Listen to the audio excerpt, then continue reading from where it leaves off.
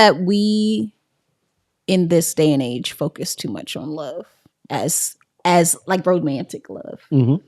And a lot of times in the Bible, it's not what we imagine, right? So did Adam love Eve? Sure. What other options did he have though? It's like, did Ruth and Boaz love each other the way that you would think? I don't know, but because he was just her redeemer. He's who she basically had to go with.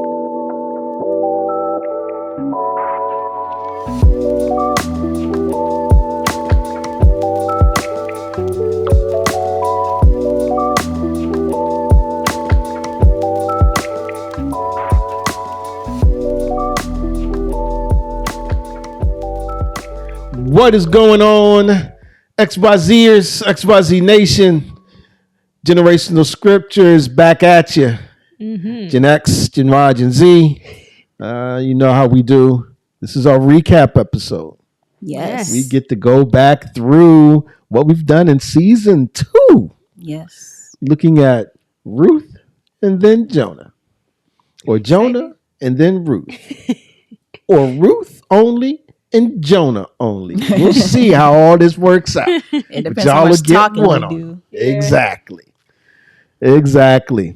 So, think to start off, we have to introduce ourselves. So I am the latchkeyed one himself, the former X-Man, representing Gen X. What up, my peoples? Chris, all up in your ear holes. And next to me, we have...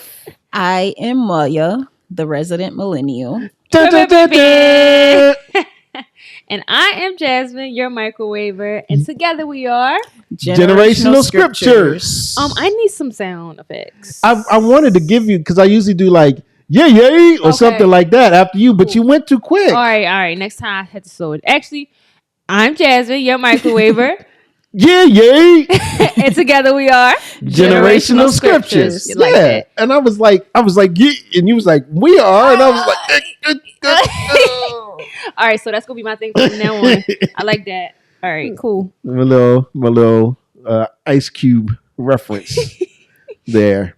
I like it. So cool. So I think that myself and Jasmine are going to be put through the ringer. Yes. You got your notes up? So exciting. I'm glad I'm not the one on the spot.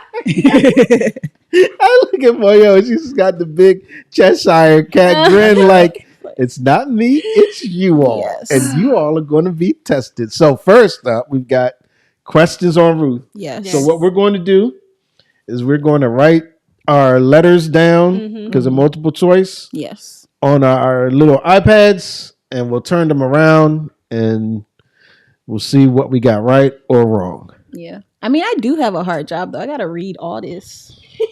And I got to read the choices. That sounds like a lot. Yeah. I should make y'all not get multiple choice and just write the answer down and see how much you really know. Nope, because it would be hard to see on the camera. You need the big letters. We can just make you read it, though. Okay, so yes, they are getting their iPads ready. Get your pen and paper or your iPads or your, whiteboard, whatever you want to use so you can answer the questions as well. This is my tester to make sure it can be seen. Okay, it can be seen. Nice. See that? You can see that. Yep. And perfect. The other part. So the reason we're doing this is when my kids were registering for school, they gave them a summer activity. They go to Christian school and they gave them questions for Jonah. And I was like, ooh, I wonder if we can answer these questions from Jonah. We didn't have questions for Ruth, so I asked ChatGPT to give me questions and they came through. So the first one we're doing is Ruth. And what's worse is that she just told you, Moyo just told you where the questions came from. Yeah. From her children's school. So are you smarter than a fifth grader? Yeah. Because it was elementary school. It was for all of elementary school. And if Jasmine, if we get these wrong, I'm be embarrassed. this is not going to be a good look. Joyce is gonna have. Yeah, I'm gonna be. Yeah, that's right. 'Cause- And next time in the season it'll be Hezzy and Joyous. Yes. and who won't be here because we don't deserve it. Replace them. Shannon, she would eat me We're gonna up. have to change the podcast. It could still be generational scriptures, but Yeah. we'll have Gen Alpha. Yeah. All right. Question number 1. Why did Elimilech and his family leave Bethlehem? A famine in the land. B, they wanted to explore Moab. C, they were fleeing a war. Or D, God told them to leave. All Flip right. your answers. Woo! I'm not stressed. I was sweating. All right. Question number 2. I got to erase. I'll read it while y'all are. All right. Who were Naomi's 2 daughter-in-laws? A, Ruth and Tamar. B, Ruth and Orpah. C, Orpah and Abigail. D, Ruth and Rachel. All right. Ready? Reveal. Yes. I thought your thing said A. I was going to say, hold on, because I'm certain it's B. Woo. All right. Question number 3. What did Ruth say to Naomi when asked to return to her family? A, I will return to my people. B, your people will be my people and your God my God.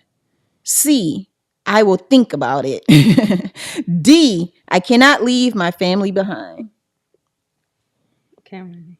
Answers. Ready? Okay. Yeah, what happened? Oh. Question number 4. What did Ruth ask Naomi for permission to do? A, go to the market. B, glean in the fields. C, visit the elders.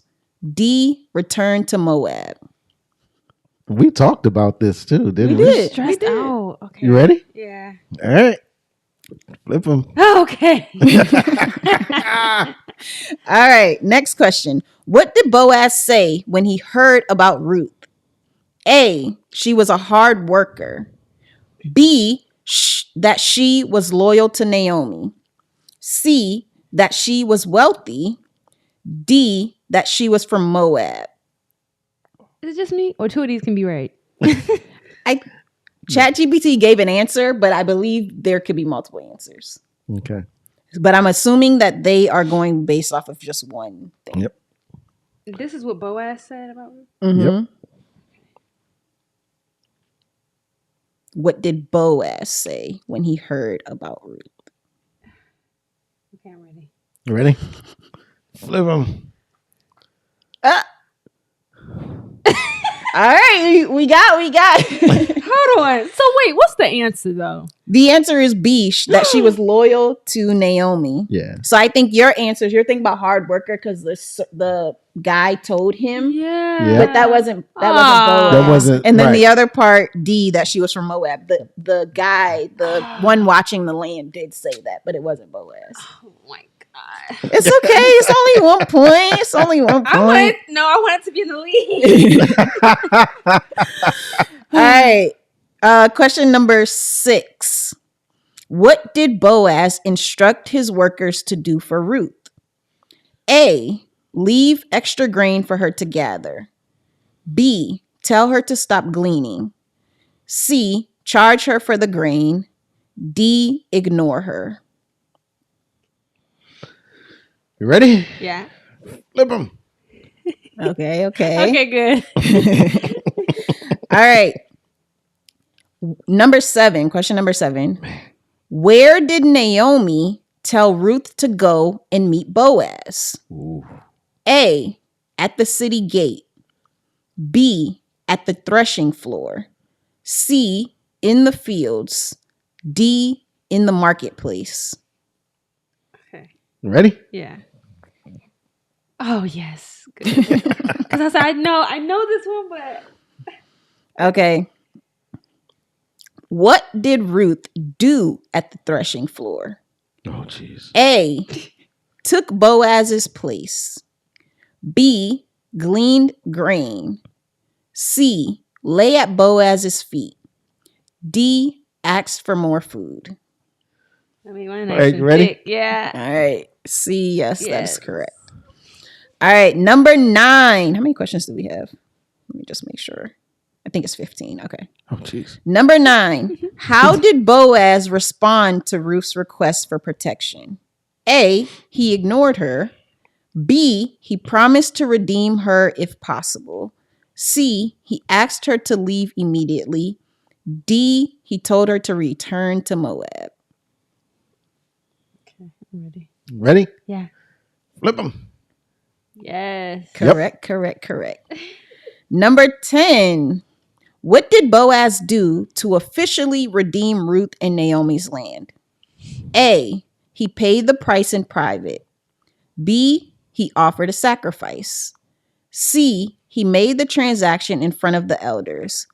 D, he sent Ruth back to Moab. Man, right? You keep wanting to send Ruth back. To I mean, Orpah did it. yeah, Right. true. Ready. Yep. Yes. Yay. Okay. Okay. What was the name of Ruth and Boaz's son? A, Obed. B, Jesse. C, David. D, Eli. Oh my gosh. Can I get on one more time? A, Obed. B, Jesse. C, David. D, Eli. Okay, I'm ready. Ready? You got it. Yay. Oh my god, that was the hardest one. All right. Who is Ruth a direct ancestor of? A, Moses. B, David. C, Solomon. D, Abraham. There we go. All right. So these last couple questions are not like directly related to chapters, but like the general. Okay. All right. So it says, number 13, what is the central theme of the Book of Ruth? Okay. A, obedience to the law. B, God's faithfulness and redemption. C, the importance of wealth. D, war and peace. Okay. Yes. Yeah. Yes. Okay. Yes. Because I thought A could have been a good answer too. Yeah. Obedience to the law, Yeah. because the gleaning and all of that stuff Yeah. was part of the law, Yes. Yes. right? So Wealth could have also been a good answer because of the wealth of Boaz. They had to sell their stuff. Like yep. you had to have a redeemer. True. Okay. 14. What does the term Kinsmen Redeemer refer to? A, someone who collects debts. B, a close relative who helps redeem land and family members. C, a leader of the community. D, a person who judges disputes. I forgot how to make a D. Oh. You're trying to trick me. I'm ready. Right. Yes. All right. Last question for Ruth. Why is Ruth significant in the lineage of Christ? A, she was a queen of Israel. B, she was a Moabite who showed God's grace extended to all people. C, she was the mother of King David. D, she gave birth to Abraham's sons. D is diabolical. Could you say A, B, and C again? A, she was a queen of Israel. B, she was a Moabite who showed God's grace extended to all people. Or C, she was the mother of King David. Okay. Ready? Yeah. Let's show it. Yay! Okay, so you only beat me by 1 point. I only got you by one. All right, and I mean, it could if you weren't paying close attention, I get how you got it. Yeah. The other answer. Yeah, D, I thought could have easily been one of the Yeah. answers for that. It was just one that they question. specifically said Yeah, Boaz, what and he that was said. yeah. Yeah. So yeah, let us know how many you got right. Yeah. We'll put the questions somewhere Yeah. We'll that put so them you can see them and go back through them. in the but show notes, and we'll probably put them on the screen. Yeah. We'll have them on the screen so yeah, people can see. let us know how many you got right out of those 15 Yeah, questions. that's And cool. Did we beat the elementary school? Yeah. How do we do in How did comparison? we do? I don't have like a poll of what their scores were, Uh, but Ruth wasn't there. Jonah was their summer was reading. there. Oh, that's okay. Yeah, but we can get a kid to take the test. Please, yes. Let's find a child to take this test. And Oh my goodness. if anyone has kids in 5th grade or under, Give it to them and see what happens. yeah, give them the test and let us know. Oh, that was cool. I enjoyed that a lot. Yeah, that was fun. I like that. Testing my knowledge. We should do that every chapter. We should. Yeah. I think that would be good. That would be cool. And now that I know ChatGPT can give us questions, that makes it even Makes easier. it Yeah. easier. And next time, I will not read. Thank you. We will get a stranger. Someone We'll to get come in. someone else to be like asking the questions in the background. So we can Yes. all do it. Yeah. Yep. We did our questions. Next up, chapter recap. Yes. We're just going to walk through the chapters and just do what came through from Ruth, right? One of the things that you remember or had a big impact on you. Mm-hmm. So, Ruth, chapter 1. What stuck out to me in chapter 1 was the willingness of Ruth to go with Naomi. Mhm. Because that's when we get introduced to Elimilech and his family. That's when the sons and Elimilech died, but the sons have gotten married, and we finally get down to the 2 daughter-in-laws and Naomi. Yeah. Yeah. I was gonna say that was kind of the first thing that stuck out to me is the mourning, the grief, like Mhm. the losses so early in the in the book. Right. Yeah. We see it right away. Yep. And it kind of took me back, like, oh, Yeah. so sad. I feel like in all of our videos, I was like, oh, just feel so bad. Yeah. Yeah. And that's what's interesting is the second thing. If I had to put another thing down, it would have been the loss because I have that written down. Mm-hmm. Yeah. After reading the entire book, Mm-hmm. what stuck out to me was the fact that they left to begin with. Because Oh yeah. yeah, because it was like, was leaving really necessary? Right. And yeah, I just thought like, would all of this have happened if they didn't leave? Yeah. But then we wouldn't have the story. So You mean leaving from Judah yeah, going to Moab? yes. Yeah. And we know That's they good one. left for a reason, from the quiz, from the famine. Right. Like, it was for a reason, but it didn't seem like everyone left. Yeah. Right. Yeah. Not everyone was moved to move Yeah. because of the famine. Yeah. Right. So, but Yeah. they did for whatever reason. Yeah. I will Alright. say too, I'm jumping down a little bit, but Ruth's like unwavering loyalty, you know, was good. But Orpah being like, all right, you say go, I'm gonna go. I'm gonna go back to my family. Yeah. That was funny. I thought that was so interesting. But it was a very polar, distinctive difference between the two Mm-hmm. daughter-in-laws. Especially when Ruth was like, girl, I'm not going nowhere. Your God is my God. Yep. Your people are my people. My people. Yes. Yeah. Orpah pulled the Uno reverse card out on Yeah. her. Like, nah, I'm gonna go with you. Nah, psych. Yeah. No, actually, Uno no. reverse.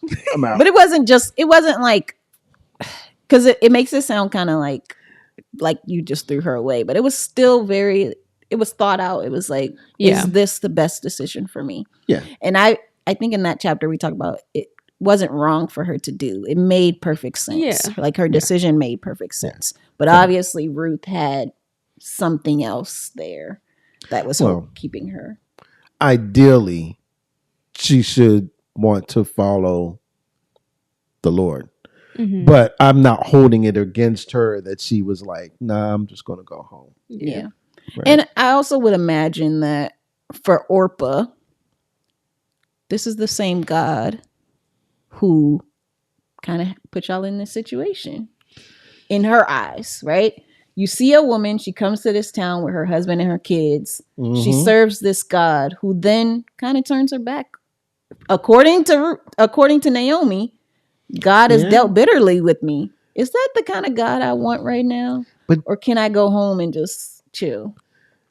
And that's always like sociology, like what makes people tick, what makes them do what they do. Yeah. Because what made Ruth stay and Orpah leave? Yeah. Right. Because the situation and the circumstances they're presented with, particularly in concerning Naomi's view of the Lord, were the same Yeah. between them. So, but something in Ruth was like, nope, I'm going to go. And something in Orpah was like, nah, I'm out. Yeah. So that's like a sociology problem. Why do people do what they do? And that always interests me. Yeah. Not to mention, we wasn't even thinking about Naomi at the end of this chapter. No. We had Mara because she was bitter. Right. She had changed her name. She was, and for it to be that bad, and I think we touched on that when we went over this chapter, it was, you kind of get a feel for how low Naomi felt she was at the time and her, perspective on the Lord. It was a lot. And I think that grief, we talked about, there was a scripture about grief, mourning. I don't remember what it was. I should have wrote it down. But it's like, blessed are those who you're talking about the Beatitude. Blessed are those who mourn, for they shall be comforted. Yes. Okay. Yeah. That one, I think we wind up like breaking that down to where, I don't know if it applied, but yeah. That I thought about it because it came up on my Bible app daily thing while we were going through this chapter like the first time. I was like, oh, okay, that makes sense. But just to see how like low she was, and even in that, Ruth decided still to go with her, was my first like, I'm like her. This is gonna be good. This is gonna be good. Oh man. That's what. That's his first chapter. She's like, "Oh yeah, I like this one. This is gonna be a good one." Oh man! All right, chapter 2. Chapter 2. What stood out to you or made an impact? I think this is or your biggest takeaway. Biggest takeaway. Again, Ruth's loyalty, Ruth's willingness to kind of take initiative. And then Boaz steps on the scene. Steps on the scene with the gangster lean. Yeah. Where's Chestnut? And the whole like, get you a Boaz conversation started. Yeah. Yeah, man. That was a fun episode. I think too, it was really cool that Boaz kind of acknowledged Ruth. I don't know, and like I thought about it when we were doing this the first time. Ruth's character never gave me that she needed any kind of recognition or acknowledgement for the things that she was doing for her mother-in-law. She was doing it because that's what she truly wanted to do. But for him, like her good wills, her good deeds, her loyalty was acknowledged at the very least by Boaz. Yeah. And it was nice to see. It's because, I don't know. Just in life, like you do great and you just keep going about your life doing great. It feels nice, I guess. Somebody recognizes it feels nice when somebody says, "Oh, like I see what you're doing. It's like admirable. It's impressive," and it kind of keeps you going. There's a lot of intrinsic reward when it comes to things like this, like in relationships. Like from personal experience, I feel like I get intrinsic reward even when you do things that doesn't give you a tangible incentive. Inside, I feel really good knowing that I'm helping someone that I love. But I liked that she got that external, like not necessarily validation, but that acknowledgement from somebody else. Cool. I just said Boaz. Not Boaz. Morris Chestnut. Morris Chestnut Steps on the scene off his camel with the swag. More like Denzel. But older Denzel. Yeah, Denzel is older to me. The way you make him seem is he's like some old guy with a cane who's like, yeah, he could have been with no teeth. Old but man. I'm trying to give y'all somebody that's older still. I'm sorry. It's gonna be Morris Chestnut for me. You can't pick someone in your generation. I feel like you got to pick someone in a couple of generations above you. Oh, Pick somebody that's still like, I don't know if anybody in a couple generations above you is still. well, she was married for 10 years. Yeah. I'm trying to figure out what would be. So what's crazy is I would put her. it at would my probably age. be cringy. Nowadays, because you see like 60-year-olds with 34-year-olds and stuff, and you're like, well, come on now, bro. Yeah. Really? Yeah. Is that what we doing? Yeah. And I sort of picture Boaz around my age in late 20s, early 30s, because she's been married for 10 years. You figured even if she got married at like 14 or 15, she's at least 25, and some time has passed since then. Mm-hmm. So I was like 50 to, like you said, 30, 29, 30, 32, 33 age. I was in the 40s at the highest. For who, Boaz? For Boaz. I mean- And it sounds like you were like 75 Yeah. at least. I'm saying this man is at least 60. At least. Why? What gives you I feel like he's that? like my dad's age. Okay. Like 60. Yeah. Well, He hey. doesn't look, he don't have to look bad. No, you don't. I feel like somebody my dad's age can still technically date someone younger. Like he's not his there's still life in him, right? He's still young enough. Yeah, definitely. And yeah. if you don't ask the ages, you would never know. They could stand next to each other and be like, "Oh, maybe." Oh, baby. It depends Nice. it depends what that older person looks like. Right. I get it. But the fact that he later on is like, you could have picked a younger man. Right, Like you true. sound He kind of did old. say that. He said you didn't turn your head to any of the younger men. He Yeah. did say that. And then he called her daughter. Yeah. Yeah. So, He was aging himself. but still, Morris Chestnut. Mm-hmm. All right. Anyway. Some people's dads look fine. Okay. I might not date them, but somebody my age might. Hey, cool. It happens. It does. It does. And I'm going to go on to the next chapter before I say something crazy. Chapter 3 Yes. of Ruth. The threshing. What stands out to us in that chapter? For me, it was the way this could be interpreted. So how it looked from the Yeah. outside, right? Yeah. So some people are like, "Ooh, they could have been doing something nasty." Like, but if you read the entire thing, it's no way. Yeah. Like Boaz is not that type of guy. Ruth is not that type of girl. Like they were trying to make sure they did things by the book. Yep. Yep. And Naomi's plot and things, I think it was given Tamar. Like you had a plan, Yeah. you executed the plan. Not like Tamar. Yeah, though. yeah. Like, No, I get what you're saying. At but first I was like, oh, Tamar? But no, I get what you're saying. No, like having a plan Yep. because they didn't have a man to speak for them. So this is them like, okay, we don't know what the normal protocol is here because we don't have anybody. We don't have no granddads. We don't got no uncles. We don't have anything. How do we make this happen? And they made it happen. Made it happen. I don't know. I think at first stood out most to me was that I was thinking back to Joseph, and like it seemed like he always had something up his sleeve that was like, coming to pass. And with Naomi, I didn't think that she did. I thought she was just lost in her sauce, coming from the previous chapters.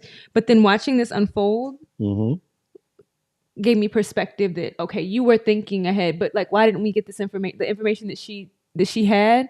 Why didn't we learn it sooner? Yeah. I mean, We said that in the episode. yeah, and it was. I guess everything happens in the order it's supposed to happen, and everything wound up being fine. But still, I was like, so did you think like when she was like, yeah, I'm gonna come with you? Once they made it back, and then like people started recognizing them and all that. At that point, did it say, okay, this is what we're gonna do? Right. Like this is what you're gonna do? Yeah. I just didn't. I don't think it clicked that quickly though. No. She was still bitter. Very yeah. And I don't think it clicked until Ruth was like, "Hey, I met this guy." Oh yeah, I guess we do that, huh? Boaz, he's a guy He's a that good we need guy. to talk to. Yeah. Yeah, Yeah.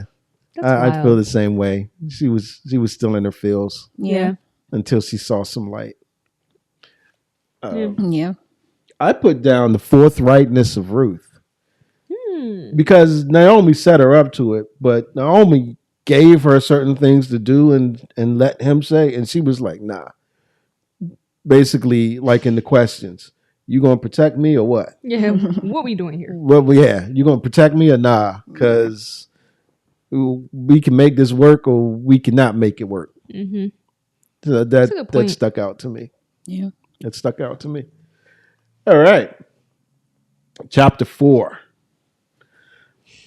I put down Naomi's restoration because we see the full circle. Mm-hmm. Yeah. Her loss back to her being happy with her son, with not her son, her grandson.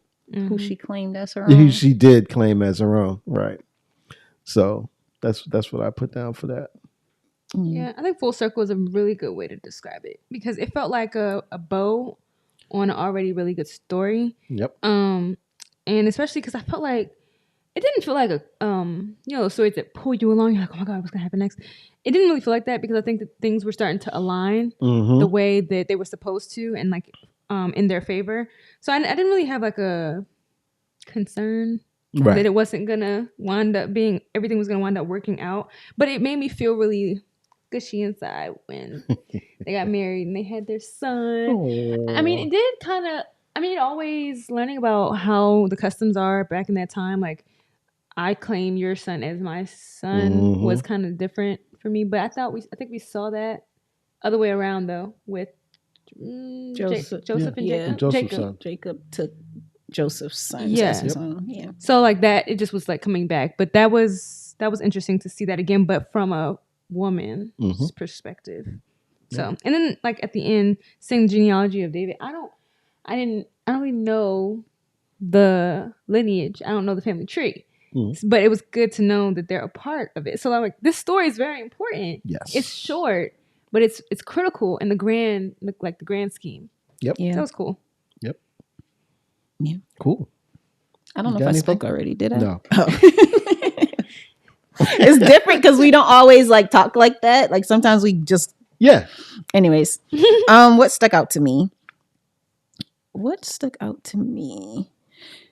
The fact that Malion is not really brought up in the genealogy. Yeah. Even though Boaz was just meant to be a redeemer. Right. But Boaz is mentioned. It's like, well, forget about y'all. Yeah. So she could have just married anybody and made this happen. But I guess it's still the line of Judah because we need to keep that. We need to keep that line of Judah. We need to get to David. But to your point, Mahlon and Chilion both were of Judah. Yeah. So if either of them had a son, if the Lord had wanted to go through them, then they would have still been in the line of David. Yeah. Right. So, but yeah, it's funny how that works. The Lord is going to choose who he's going to choose. Yeah, they're not mentioned, but they are still important because without them, there is no connection then to that line of Judah. I mean, I guess technically Boaz is a part of that line too. Right. And usually they trace it through the male. Yeah. So even if the child is adopted, the adoption takes on all the rights of that lineage. That's why even in the New Testament, although Joseph is, Jesus's stepfather, so to speak, Jesus is still of the line of Joseph because he's adopted him basically. So. What would you say to all those who focus on the love story of Ruth? I put this one in there for you, Moya. I know.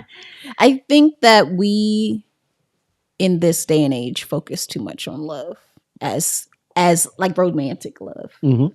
And a lot of times in the Bible, it's not what we imagine, right? So did Adam love Eve? Sure. What other options did he have though? It's like, did Ruth and Boaz love each other the way that you would think? I don't know, but because he was just her redeemer. He's who she basically had to go with. Did I mean, there are some people who, yeah, they love that person. Like the love stories that I like. Who is it? Rachel and Leah. Yes, Rachel and Leah's story. Mm-hmm. He loved that girl. He did not. He loved Rachel. Right. Yes. He loved her. That's love. Everybody else's story does not even compare to that. But this story, I think it's you can grow to love someone over time. To me, it's giving arranged marriage. Like, yeah, eventually okay. you probably will love that person. Right. Y'all are bonded by this like divine bonding, I guess is the word. Mm-hmm.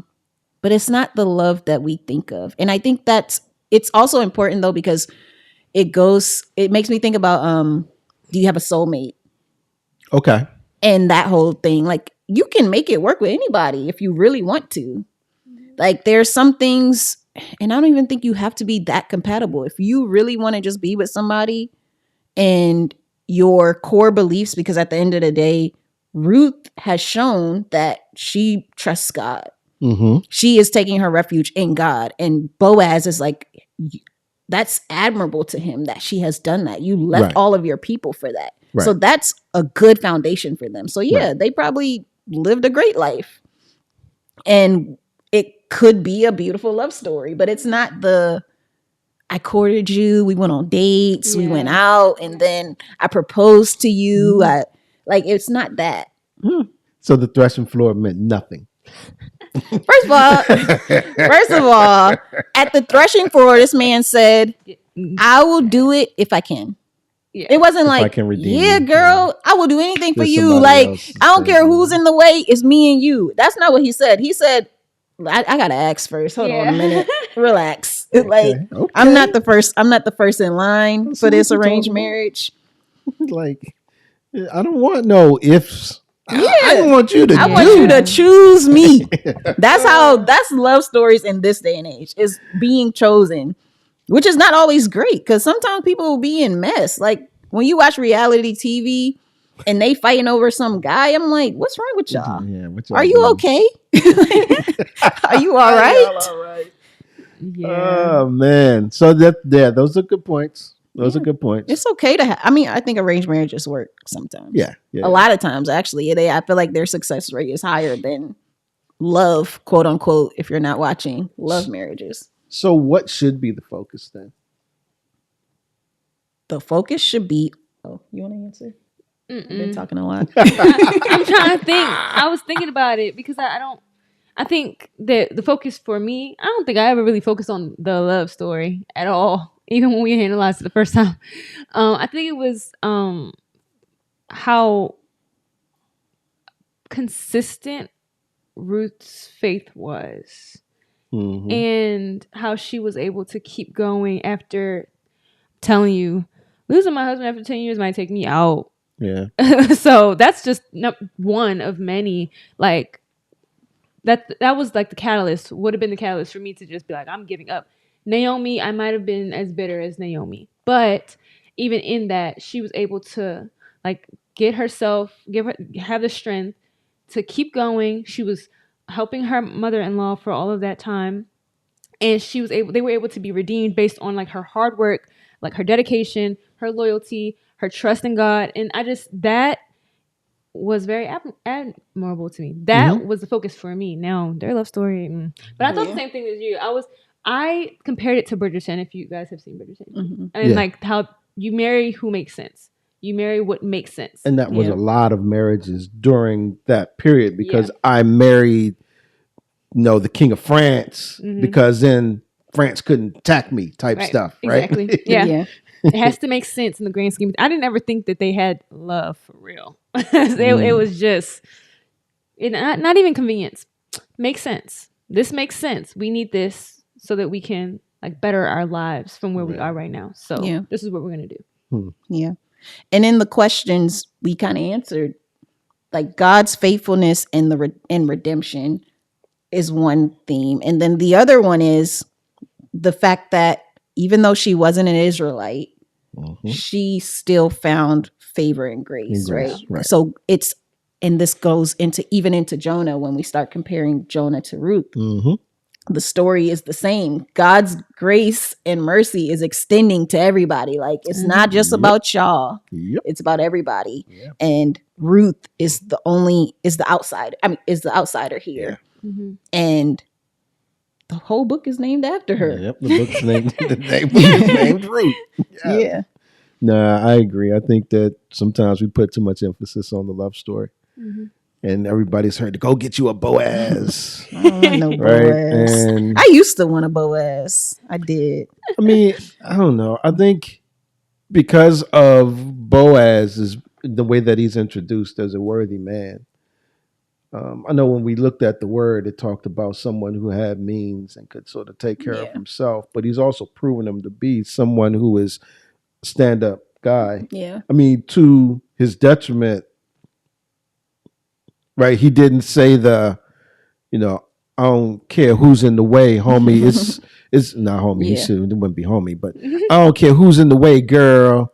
But it's me and you, and we gonna ride this thing out. Yeah. He was like, no, he wanted to do things Correctly. upright in the correct way. So he's like, I can't do it if he said there's someone else in front of me. Yeah. So if they abdicate themselves, remove themselves, then I can step in. Yeah. And also, don't forget, Boaz, he set the dude up, right? He had a plan and how he was going to get the dude out of there, I think. Because he was like, so you're here one, again, the Boaz is swag. He's like sitting at the gate, like, all right, elders, I need y'all come. Y'all need to take a seat right quick. You Redeemer dude, we're gonna have to chop it up because we got some stuff that we need to talk about. Mm-hmm. And then Boaz was like, no, you want to redeem or no? If you redeem, then you have to take all this other stuff that comes with it. Now, I think Boaz, just maybe me, but Boaz probably knew that he wouldn't want to do that. Yeah. So Boaz was kind of maneuvering to get things set up the way he wanted them. Mm-hmm. But I still think you have a valid point about the love story. Yeah. So you can get you a Boaz if you're not focusing on love. Focus on character. Yeah. Okay? Mm-hmm. Character. Young women out here in these streets. Oh, geez. That's what I was trying to say. Not age. Not wealth. Not age. Not wealth. Not necessarily even love. Let's focus on character and the foundation of everything. Yeah. Because even in a marriage, love ain't the end all be all. Yeah. At some point, it's got to come down to a choice. That's what I Yeah. always tell my wife. I choose you, wifey. No one else. Yep. All right. A couple of other questions on Ruth, just to close it out. What's your favorite thing in the book, part or person or situation? I feel like I say I love Ruth so much. I do. She's my favorite. But to give an alternative answer, I think Naomi had great progress. Well, yeah. Had great progress, and she changed her. I guess she changed her mentality from start to finish. Mm-hmm. It took a little bit. She was in the trenches. She was in the deep dark trenches. But I was happy to see her at the end have that redemption and come back to herself and be Naomi again. So I think that was nice to see. And then plus with her son, we call it her son. Yeah, might as well. Yeah, and with her new son too, considering she lost her. So She lost the other two sons. Yeah, that tracks. That tracks with you. Yeah. Moyo said it, character development. It's my fave. I love to see that, especially because our lives are perpetual character development stories. In real life, that's our lives. Yeah. So I love to see growth. Like stagnation irritates me. That's why Jonah's story, if you haven't watched the previous episode, you'll see my frustration. But like I love to see progress because it shows that even if it's internal, as God's working, when your heart and mind change, that's nice to see. Yeah. That shows that it's working, Yep. Favorite part. I'm very bad at or favorites. person or I just don't do favorites. situation. Like that. No. Let me think. I enjoyed just the storytelling, like the way the story was told. Right. And that's probably my answer for Jonah too. Like just a story that makes sense, doesn't have too much like going into, oh, we got to look back at this in order to understand this. Like everything is here for the most part. Mm-hmm. Okay. Like there are connections to other scripture because scripture is Right. a holistic thing, but you can read this and get the theme, and you can understand what God is doing and what God is trying to get across Right. without having to read the entire Bible. Yeah. Okay. That tracks. I think the funnest part for me, one of my favorite parts, is the gate meeting and how all of that transpired. Mm-hmm. It really, in my mind, showed Boaz stepping up and him carrying out what he said he would do, which really cemented to me his whole his character. Yeah. Right. That he's someone who says he's going to do something, he goes out and does it, which is what I want to try to be. That's what I aspire to. Don't ask my wife if I do that. All right. And then lastly, what does the Book of Ruth, what does the Book of Ruth tell us about the Lord? That he's faithful, even when you feel like he's turned his back or that things aren't going the way you feel they should go. Yep. There's always a bigger plan and a bigger purpose. And it's a repeated thing. We saw that in Joseph and we're seeing it now. We see it in Jonah. Like it's a consistent theme that God is faithful. It doesn't matter what you're necessarily going through. There's a bigger purpose here. Yep. Yeah. I agree. I concur. Okay. I put down his provision. And I say that just to be a little different because he's definitely faithful and we've seen that through and through. But when you think about the situation that Naomi and Ruth are in, one, they got to eat. God's provision for them is the law that he set in place about allowing sojourners and widows and those people who didn't have as much to glean. Yeah. So setting the boundaries for the harvest so that I don't go all the way to the end, so that, right, that's a provision in my mind for them. Yeah. Because without that, then who knows what they would have eaten at that time. But then also the provision for a kinsman redeemer of sorts, or someone to redeem, because that's also something that he set up, even in the fact that everyone was supposed to have their own plot of land. Yeah. And that land didn't just leave you, but there was a way for it to come back into the family. So it's like, and we'll see in Jonah, this overt action, and we've touched on that, but none of this is overt action. It's what God has set up and people listening, being obedient, doing what he says in his word that you're supposed to do. Yeah. Which was interesting to me. I knew you were going to repeat that. You do that sometimes. I do that a lot. I know I do. I was like, I don't know why. Again? He did. I don't know why. I just did it again, didn't I? Yeah. I mean, I just did it again, didn't I? Oh man. So that's it for Ruth. Yeah. All right. So, ready to move on to Jonah? Yes. Quiz time. Okay. Get your iPads, pens, and papers out. Get my notes. Let's see. Question number 1. Who told Jonah to go to Nineveh? A. Amos. B. Hosea. C. Isaiah. D. Jeremiah. E. The Lord. Man, this is 5 parts. Yeah, they doing a lot. Ready? Yeah, I'm ready. Okay, easy. Mm-hmm. Okay.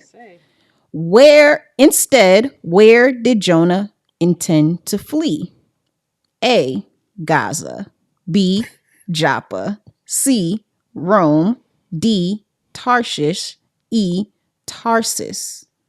Oh, See, they're trying to confuse us. They try to get slick. You ready? I'm ready. Yes. All right. Number 3. How did the men of the ship determine who was the cause of the storm? A, by a dream. B, by a prophet. C, by a vision. D, by casting lots. E, none of the above. Okay. Ready? Flip them. Yeah. Yes. All right. What did Jonah tell the men of the ship to do so the sea would become calm? A, pray. B, fast. C, read scriptures. D, all of the above. Or E, none of the above.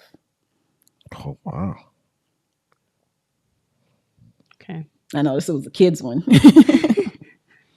Ready? Ready. All right, so since we have none of the above, can y'all tell us what the answer is? Yes. I can say that he told him to cast him over. Yep. Turn them off the boat. Yes. All right. How many days was Jonah in the belly of the fish? A1, B2, C3, D5, E7. Sound like bingo numbers. I don't remember this one. I'm not even gonna lie. Can you repeat it? Repeat the answers? A1, Uh-huh. B2, C3, Okay. D5, E7.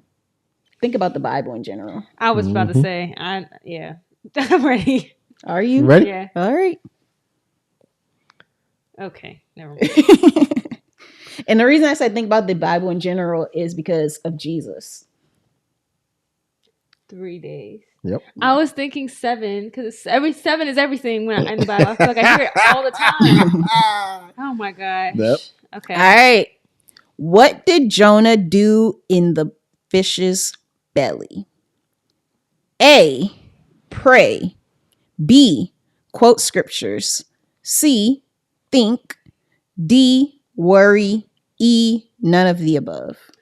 Can we pick more than one? I feel like this one is more than one. All right. Wait, what's D and E? D was worry. E was none of the above. Oh, okay. Hold on, I'm not ready yet. She writing everyone down. Okay, I'm ready. You ready? You got to explain your answer then. Okay. All right. What's in your? It says A or C. A and C actually. It's A and C. Okay, so C was think. Why do you think? Why do you think? Because I think that when he had that time, he had to reflect to pray.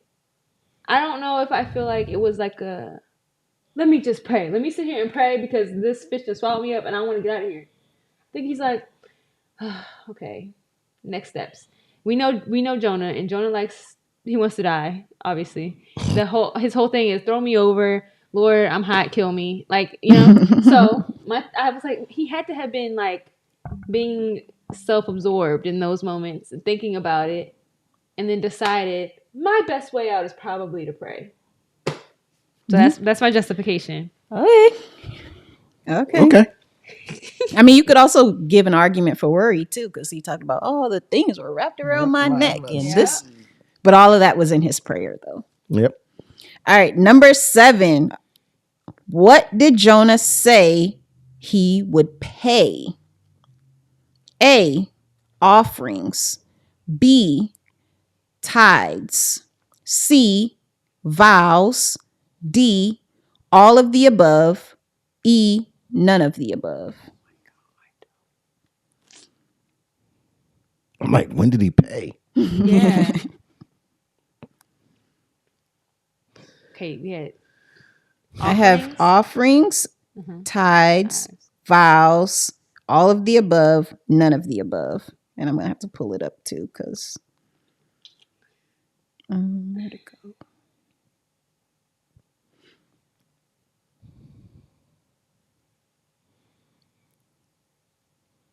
Okay. You ready? Ready. Let's flip them.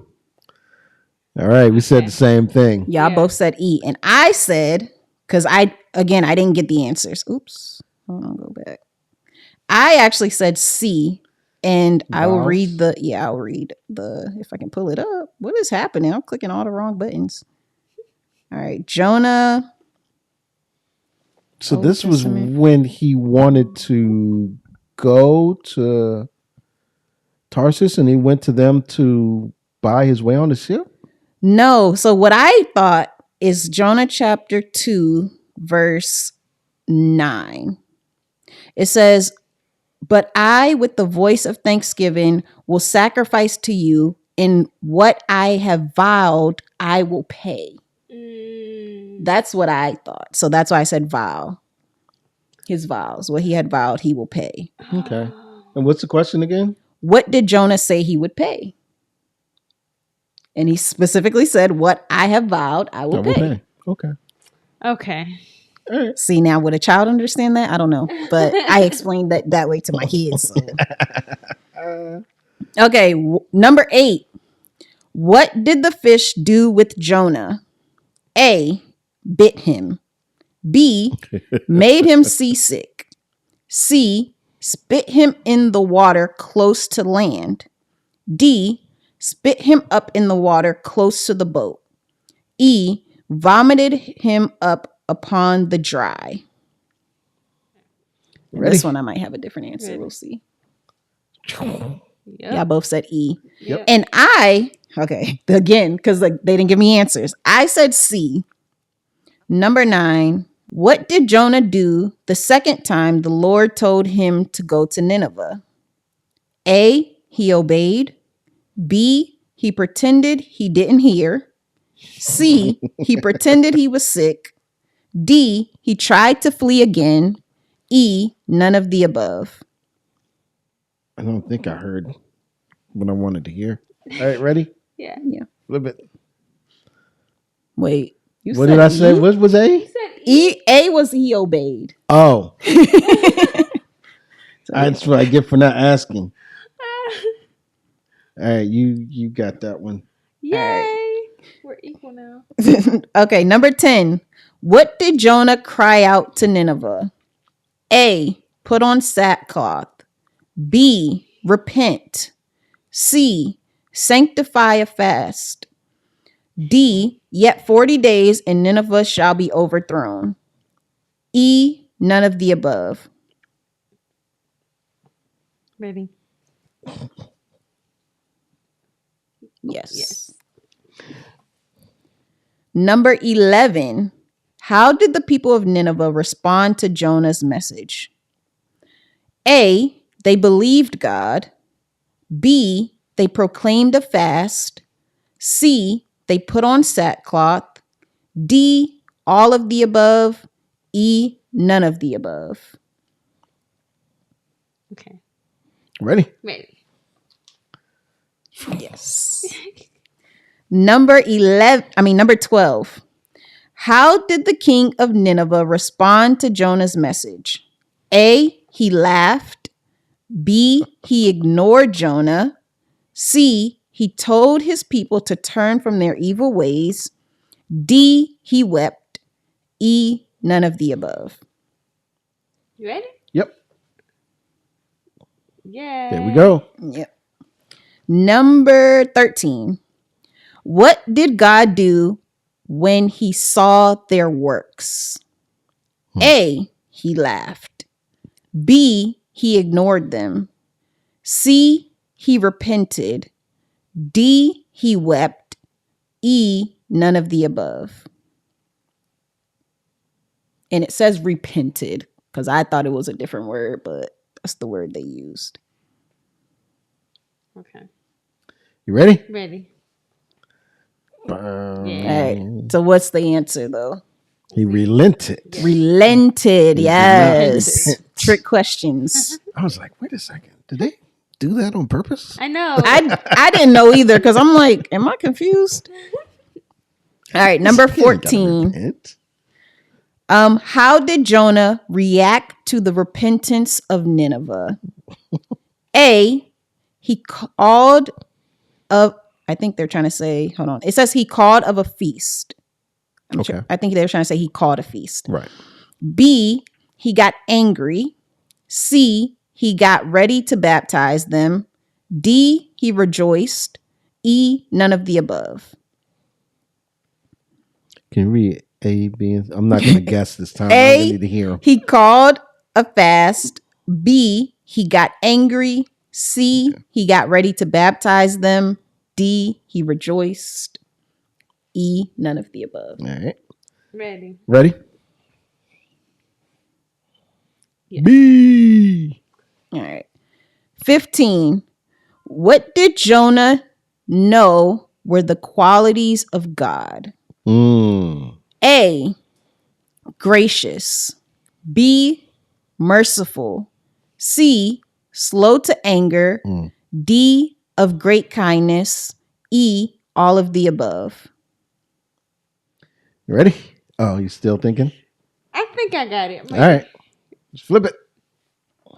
Yes. Yeah. The only one that threw me was of great kindness. Oh, yeah. Because in the ESV, it's steadfast love. Yeah. And So- they use King James. Yeah. Yeah. Because So- the next question is about to get y'all too. Oh, gosh. Oh, God. They using King James. And that's what I wrote on a note because I'm like, none of these make sense, but okay. What did God prepare that made Jonah very glad? A, a feast.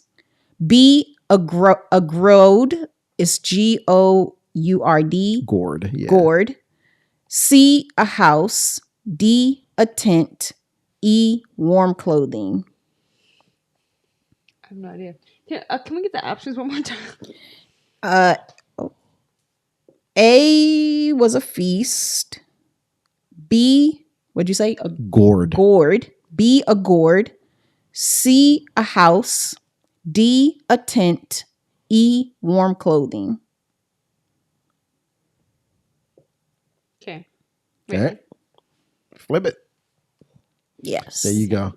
Process of elimination. There's none of the others. So it's got to be this weird G word. That's Yeah. exactly what I said in my head. I said, it's Yeah, and the on only our one. translation, it just said plant. Plant. Right. Okay. Right. Okay. Got it.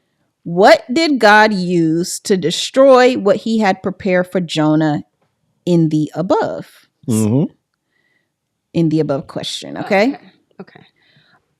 A locust. B, a worm. C, little foxes. D, mildew. E, none of the above. Little foxes. Ready. Ready? Yes. All right, last question, number 18. All right. What question did God ask Jonah? A, and should not I spare Jonah, that great city, wherein more, sorry, this is funny because it's so specific. Right. Wherein more than 6,000 persons. B, are you your brother's keeper? C, do you love me more than these? D, what are you doing here? E, none of the above. The translation's just getting me. Because I'm thinking, like, is this another one? Okay, I think I'm ready. You ready? Yeah, we'll see. All right. Said none of the above. Yeah, so it says, and should I not spare Nineveh, that great city, wherein are more than 6,000 peoples, which is basically the same as Six gourds. like- 120,000. Oh. Yeah. It's just Oh, different okay. translation. That's the translation got you. Okay, yeah, Yeah. because I was like, that's not right. It's 120,000. 120,000. What is this six score that you talk of? Oh my gosh. Yeah. Okay. So I think you guys were right about the dry. Because what verse was that? 2:10. Chapter 2, verse 10. It says, and the Lord spoke to the fish, and it vomited Jonah out upon the dry land. Okay. Yep.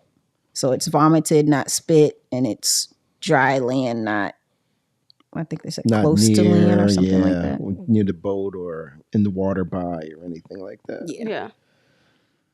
That was again fun. Yeah, it's my face. Let us know how many you got right. Need to do that on all the got too recaps from now long. on. All right. Sweet. Thanks. Yeah, that was awesome. Sweet. Thanks. Now you just gonna do it on purpose now, huh? Maybe it'll make the times that I do it without thinking about it more just blend in. Yeah, you won't know it'll when camouflage. you don't know when I'm doing it on purpose or when I'm faking. They'll be like, "Ooh, he's kind of annoying." Why is everything doubled? Right.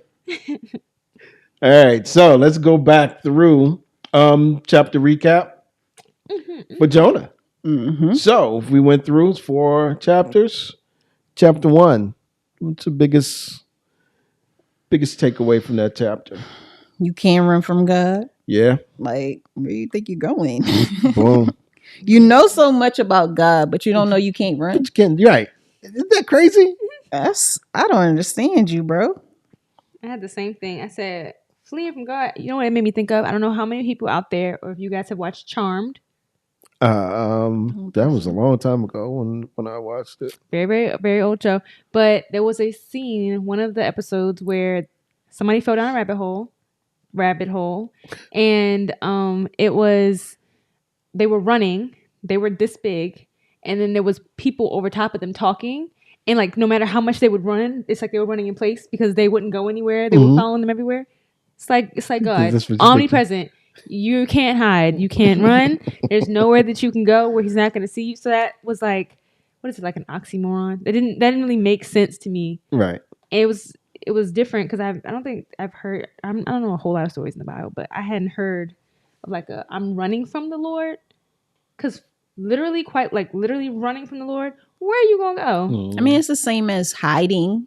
Like Adam and Eve hid. It's like, right. what you mean you hiding? Yeah. He can see you. Like it doesn't matter where you go. Yeah. He didn't ask them because he didn't know where they were. He was asking just like you pointed out, I think the last episode. I'm trying to draw something out of you. Mm-hmm. Yeah. I think Jonah 1 is easy. I had Jonah fleeing. I mean, it's the same chapter where he gets thrown in the sea. Yeah, but none of this happens if he just does what he's supposed to do the from first jump. time. Yeah. But at the same token, then the people on the boat don't get to hear, at least from Jonah, God. right, and his power. Yeah. So, all right, Jonah chapter 2. I said him thinking he would die. That's my biggest takeaway from that chapter. I felt that there was a sense of repentance in Jonah, right? He's praying. He's like thankful. Yeah, I can see that. But I don't know. Repentance sounds strong though because of everything else that happens. I can see that too. But that's what I said, a sense of. Yeah. There's a sense of repentance that like, okay, I know I did wrong. You saved me. Mm-hmm. And I'm not dead yet. So I guess I'll do what you asked me to do. Right. Like, thank you, Lord, for saving me. Right. I thought I wanted to die, but really I guess it's all right to be alive. Yeah. For right now. Yeah, exactly. Until the next thing happens. For right now. That's exactly what I was gonna say. It was in my brain. I like him praying made me think, turn the tide. Yes, he's gonna be a better person. But that didn't happen. Yeah. And so, but like at the end, when the Lord spoke to the fish and then spit him out, I said, okay, this is literally your second chance. Yep. Yeah. So before, because I didn't read ahead on this one. So like every chapter was like new information for me. So I was like, okay, we'll see what happens next chapter. Are you going to be a better person? Or are you going to be like, what is it? Is it grudgingly do what you're supposed to do? Yeah. Are you doing like you're going to have an attitude? And how dare you? Right. Because you're in this fish, and then the Lord made it so that you could be spat out and not swallowed and eaten, like or bit into pieces, like So that took me back, and then I could be wrong. I think I remember I saw a diagram. You showed us a diagram of like yeah, and then I was like investigating it, like trying to look and so I could understand it more. And one of the words on there, I don't know how to say this. Sheol. Sheol. Sheol. Isn't that underworld? Mm-hmm. So it says out of the belly of Sheol I cried. Mm-hmm. So in the belly of the underworld I cried. Well, I've heard recently that someone tries to. I need to read up more on how Sheol is interpreted. Okay. But Sheol is, it's not like purgatory where you're waiting for something to happen, but it's this place where, when people die, they go, and there'll be those who are in sort of the bosom of Abraham, but there'll also be those who are not in the bosom of Abraham. You think of, I'm drawing a blank on his name. But the guy, the beggar who's at the gate, and Lazarus and the rich man, right? Both of them die. I think Lazarus is in Abraham's bosom, and the rich man is like afar off. It says it's like there's some big chasm or something that separates them, but yet he can see him, right? And also he calls out to, I want to say to God, right? Like, he's over there, I'm over here. Can I go and tell my brother so that he doesn't come to where I am, type of thing. And so that's a parable that Jesus gives. Makes sense. So Sheol can be that place, and I think it may be like either good or bad go. Yeah. But I need to do some more digging on my own on that. I just was curious because even when we did this the first time, I don't think I ever asked it. But like right above when it says the belly of the fish, he was talking to the Lord out of the belly of the fish. And then he says, from the belly of Sheol I cried. I was confused. So am I misinterpreting what Sheol means? I think that all of this is just pointing to the fact that he thinks he's dying. Because we talked about it it just seemed like he got thrown off the boat, and then it's like, oh, I'm hitting the water. Oh, the storm is still raging. Oh, I'm drowning. Oh, I'm just falling deeper and deeper. And then, oh, I'm swallowed by a fish. Yeah. So I think it's like this idea that he says that he's ready and knows that he's ready. And then he's going through all of the emotions. Yeah. Like, I'm in the belly of a fish. Oh, I'm on my way to Sheol, type of thing. Makes sense. That's how I read that. Jonah chapter 3. His salty message. We are all on point. I don't know. At least, what did you say, Jasmine? What do you think? I don't know. Chapter 3 had me in a tizzy, if I'm honest with you. The other 3 are the only ones that I had something clear. So come back to me. Yeah, I put the simple message, big response, right? Yeah. Because his message, and he probably gave it, in 40 days, y'all gonna be overturned. Right? Yeah. It wasn't like, quickly, in 40 days, you're going to be overturned. It's probably like, in 40 days, you're going to be overturned. Yeah. He doesn't no instructions. No, like, you need to repent. You need to do this. You need to, like, God is merciful. He can save you. Yep. Nothing. He's just like, y'all gonna die. 40 days. Y'all 40 gonna die. days. You 40 outta here. days.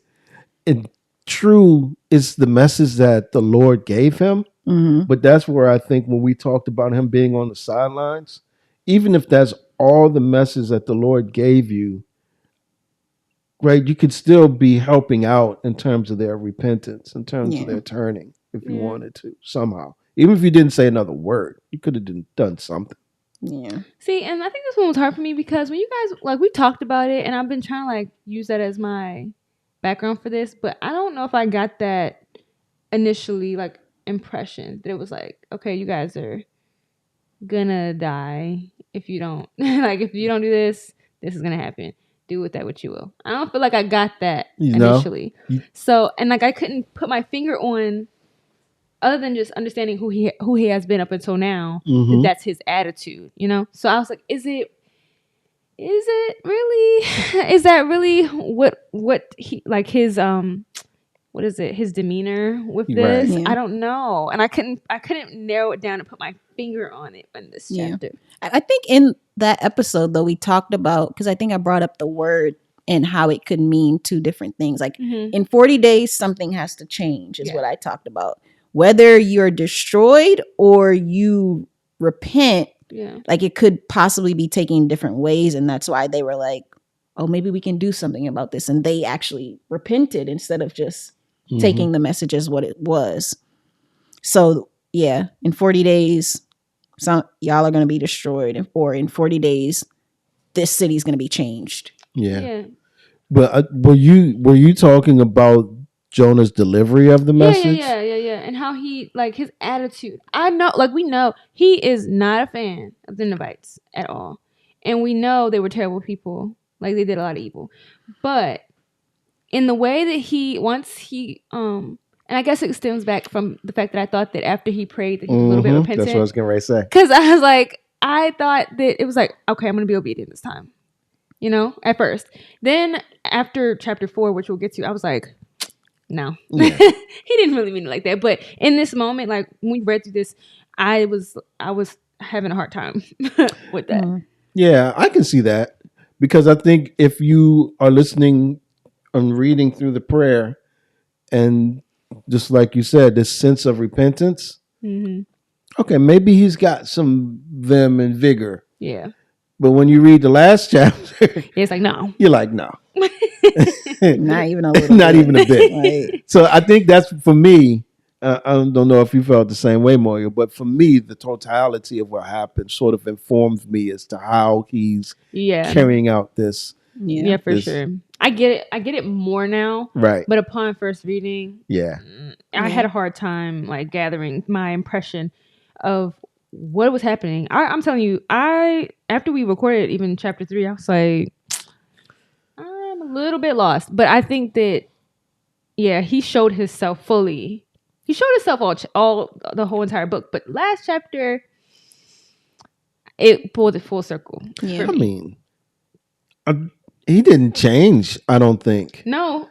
Other than the fact that he was like, all right, I can't run from God. I got to do what he tells me to do. But aside from that, there wasn't any, in my mind, there wasn't any change. Yeah. No, just I guess my impression just changed. Yeah. Well, a little bit. Shift. Yeah. That makes sense. And even the fact that he didn't even go to the king. Like, you didn't do your due diligence. Like, you did what God asked you to do, but the bare minimum to say I did it. Right. Yeah. Right. Because I think you said last time, the word got to him. Word got to the king, but Jonah never made it to the king. It never says that Jonah said it. Yeah. It just says, like, almost makes it seem like the word, like there was this murmur around the city. Yeah. And then the king's like, hey, what's all this murmuring about? What's going on? There's a buzz in the city. Yeah. And somebody told him. Yeah. Chapter 4. Now this one I got. This one. What you got? Well, my standout word is disappointment, but I think that wow. because I think selfishness is just my overarching thing for chapter 4, because we knew that who Jonah was in chapters 1 and 2. Well, at least me, like that. I was figuring he was just not gonna. He was a pessimistic kind of guy, but chapter 4 kind of just solidified for me, especially after the plant. It's like self-serving is like the best way I could describe Jonah, and it just was disappointing because I was hopeful that there would be a change of heart here, but all he can think about is the fact that he's deserving, and no, like none of these people are. Why do you have to be so good to them, Lord? I know you're so good. I know you're so merciful. I know you're so kind, but to them, right? Yeah, we can exclude them so we can make more space in heaven for us. Right. Yeah. Yep. I mean, disappointment is a good word because Jonah's disappointed too. Yeah. Everybody's disappointed. God is disappointed. Jonah's disappointed. We disappointed in Jonah. Like, disappointment is a good word. Yeah. I actually put down Jonah's anger is what stood out to me in that chapter. For you to be angry about people being preserved is diabolical. I agree. God's mercy and like patience with Jonah is also stands out because I saved you multiple times. And you still have something to say? Yep. Like, you're not looking at yourself at all. You don't you're not taking any accountability. Yep. Like, you just know you are that. Which is crazy. Y'all ever seen, oh, it left my brain. Never mind. Okay. It tagged on to, you said God's patience. Oh, like, so you were talking about your dad and like how he's so nice to these people that you may not, okay, let him go, leave him be, like they didn't show you, right? I feel like that with my grandmother, and I was thinking like she'll do things for people who have shown her time and time again that they don't necessarily deserve her kindness. My grandmother's overly nice. I tell my mom, there's nobody in this world that can be nicer than my grandmother. Why? It irritates me because some people, they do her wrong, so that it just bothers me. But it reminds me of like you'll either like your kids or like your friends or someone that you don't like per se that may do things that it's like they'll do something constantly to like wrong you or hurt your feelings or bother you or whatever, and you have to, like, I guess the Christ-like mentality is to continue to show like your kindness to them and your like to direct them, because they may not know, or they may have been raised a certain way that you were not, and just may not have all of the tools, to handle things in a better fashion. Yeah. Now, I think that Jonah was equipped better than a lot of other people. Yeah. But it's God's his patience, and then like understanding and like willingness to give Jonah another opportunity and another opportunity and another opportunity, and like to teach him. It's just a perpetual lesson that he's going through.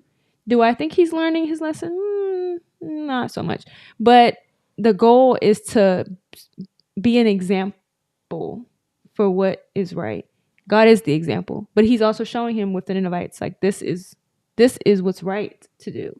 Right. So yeah, it was good. Overall though, I really enjoyed chapter 4. I think it might have been my fave out of all 4 chapters. Interesting. Wow. Okay. It was my fave. I was disappointed, but it showed me a good lesson that I think that people need to know. Right. Okay. Right. Gotcha. I was about to say, that's not how you ended chapter 4. Yeah. No, I was upset. Don't get me wrong. The disappointment is still there. It is no character development. And if y'all know me, you know that that's my thing.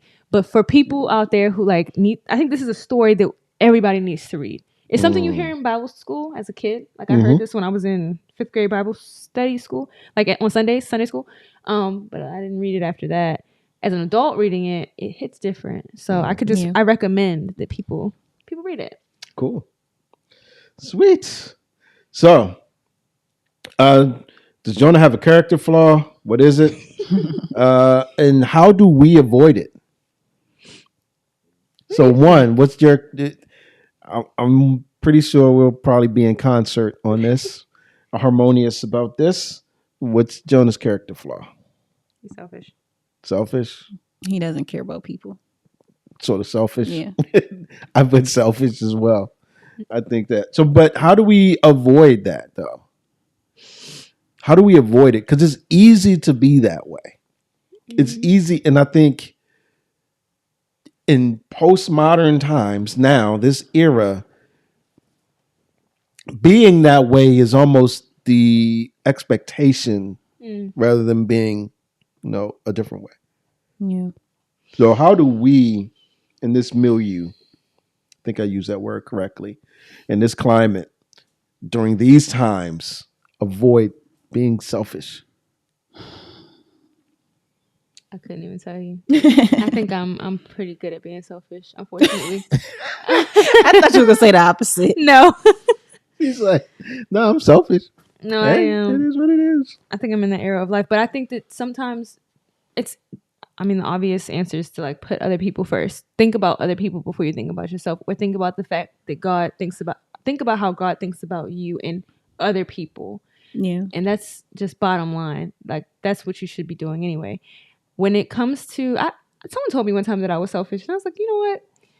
Maybe, and I had to really reflect on that because I felt like, no, I'm selfless. I do everything for everybody. I give up my time. I give up my money. I give up my energy, my resources if I got them. But then there's times where I want it to be all about me. I don't want to have to think about anybody else or worry about anybody else. But then how would I feel if the shoe was on the other foot? Right. So that brings me back to reality that you have to be selfless more than you're selfish, because then when you need someone to be selfless, you don't want them to be like, nah, we don't care about you. It's all about me, Right. Just think about it in the other direction. Yeah. I mean, I guess a way to avoid it is to always kind of think about what God has done for you, right? So it's easier to be kind to people and to think about other people when you are thinking about what's being done to you. Like it might not be a good thing, but I think as humans, we want good things, right? Yeah. And when you think about those things and you're like, oh yeah, this is a blessing that I have. I should be able to share that. Why am I holding on to it so tight? Like God is gracious. He's continually giving and giving and giving. So why can't I do the same? And not just to my immediate family, because it's easy to be like, oh, I do this for my husband. I do this for my wife. I do this for my kids. But what about everybody else? Yep. Yeah, that's agreed. A good point. Yeah. I think it comes back to the Imago Dei, realizing and recognizing that everyone is made in the image of God. Let us make man. I think it's Genesis 1:26-27, somewhere around there. In our image, in our likeness, right? So every person has some markings of God on them. So considering them in that vein.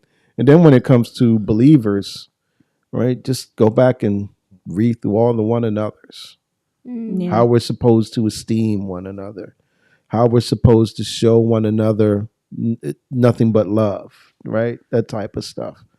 I think that helps, but I also wanted to say, you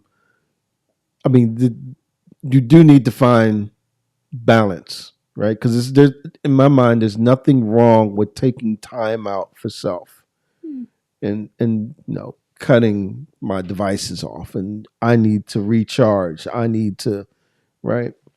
So there's nothing wrong with that, but being that way all the time and only concerned about yourself and not being able to look outside of your own sphere, I think causes a lot of problems today. Because if you don't think like me, act like me, look like me, then why do I even need to consider you? Which opens a whole can of worms. Yeah.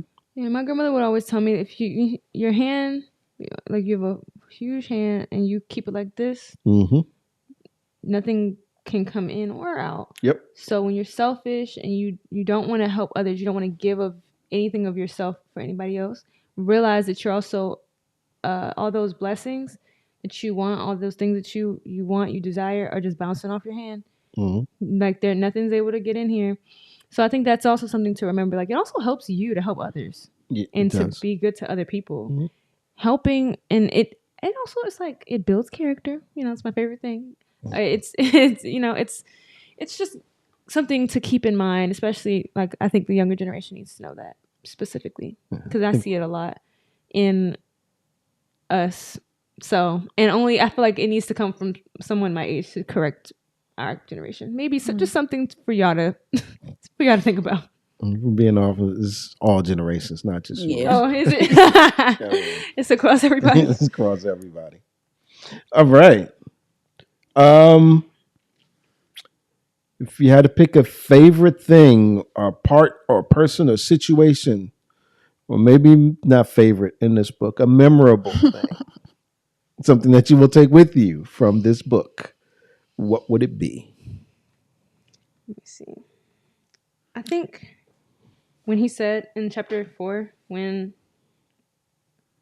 God's like, do you do well to be angry for the plant? And he says, yes, I do well to be angry enough to die. Yeah.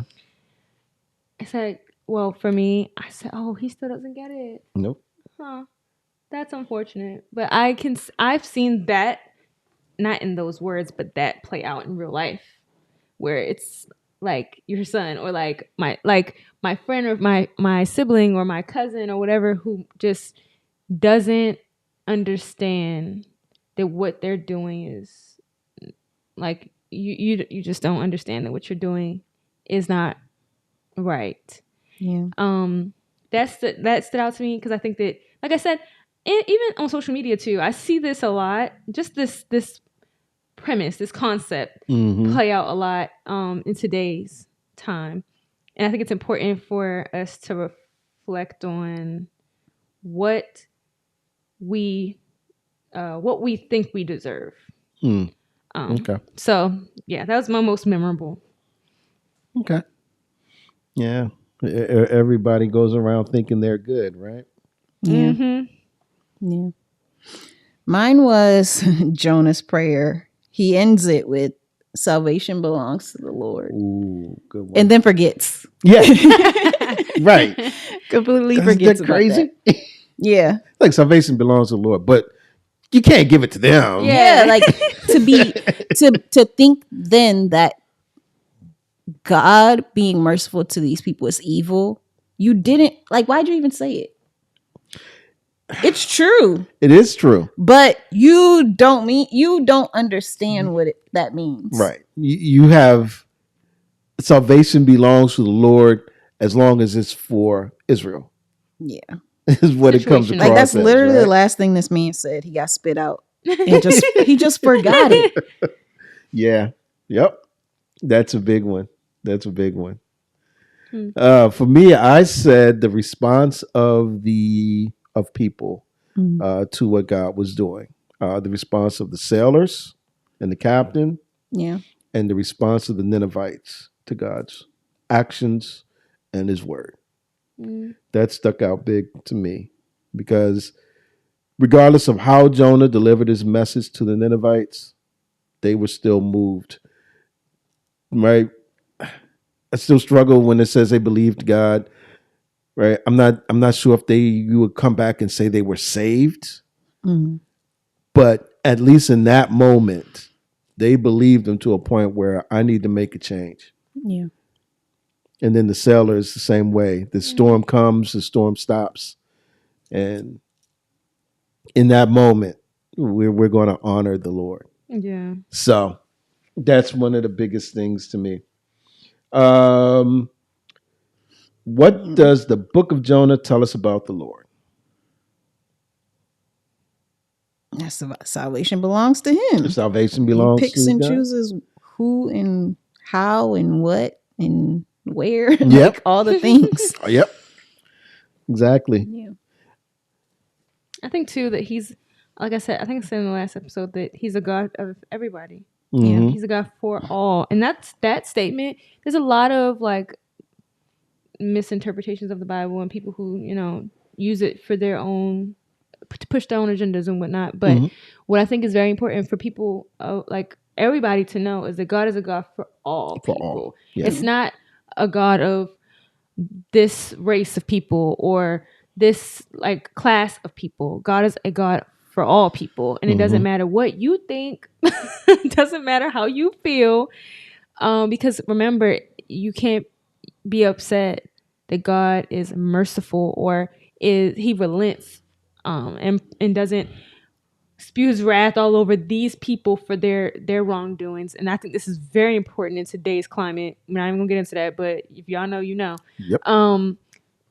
It's you have to just remember, like, everything happens for a reason. God's plan is going to be carried out no matter what.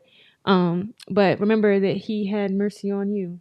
And on more than one occasion, I can assure. So right. He just keeps that in mind as well. Yeah. My answer is along the same vein as yours, Jasmine. I think we get the most direct insight into who God is in the 2 seasons that we've been looking. Because you said them yourself, we get to see that God is gracious, merciful, slow to anger, abounding in steadfast love and relenting. We get to see God overtly acting and we see his power, his omnipotence, and his control of his creation.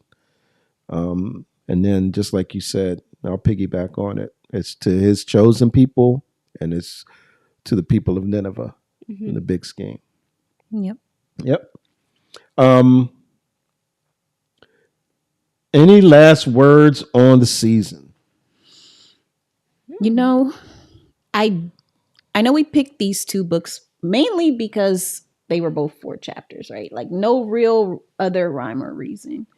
But they both show like human emotions and how it can then impact your journey, right? Mm-hmm. So Naomi, she was also bitter. Yep. Jonah Yes. is bitter. Well, he didn't call himself bitter, but he is bitter. Yeah. And they are both bitter seemingly because of God, You're because of what God has done or is doing, and how they feel it impacts them. Mm-hmm. Naomi's is a lot more like direct, whereas Jonah, like you're bitter, but it's not really affecting you per se. Like, Right. other people are being saved, but he's still bitter. And despite it all, and I feel like you can feel your emotions. Feel your emotions if you want to feel your emotions. Oh yeah, definitely. But do not leave it the way Jonah did. I think Naomi, again, your character development, like at the end of it all, she realized that, okay, God didn't leave me. I don't have to be bitter. And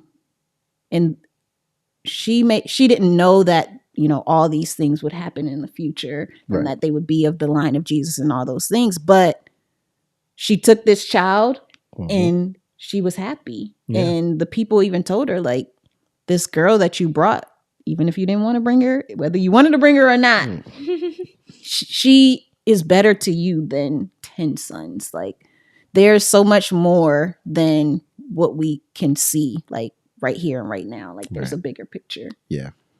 That's true. I don't know. Ruth was overall my favorite book that we've done so far.